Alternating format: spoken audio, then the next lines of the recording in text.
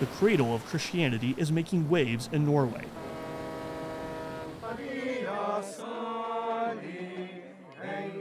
On the island of Selja, Catholics of countless nationalities come by boat for a pilgrimage to commemorate the feast of Norway's only recognized female saint, Saint Sunniva.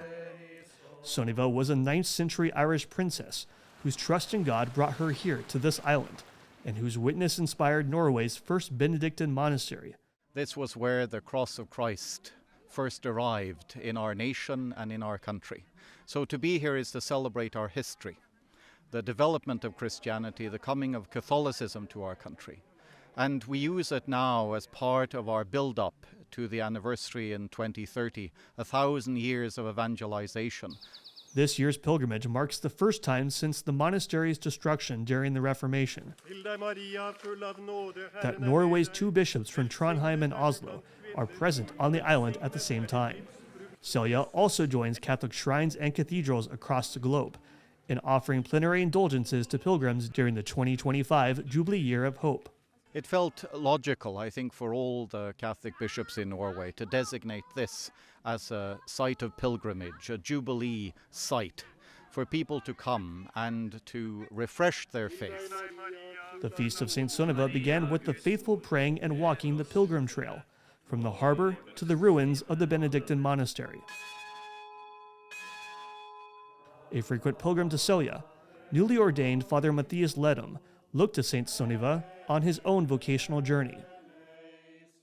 And I came here on a pilgrimage, and I just felt the intercession of St. Sunniva very strongly for my vocation, and given her story, you know, going from Ireland and setting out in a boat without any oars, without any sails, and just letting God take control.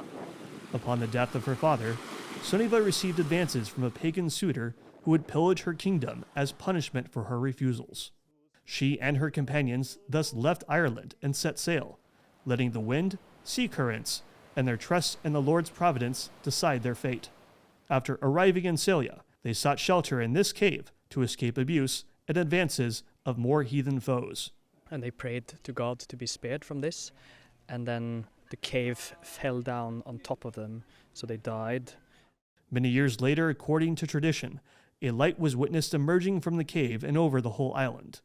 The cave and the relics within it emitted a lovely fragrance. So there were signs that, okay, these were holy people. And then this place became the seat of the first diocese in Norway. Her relics were here.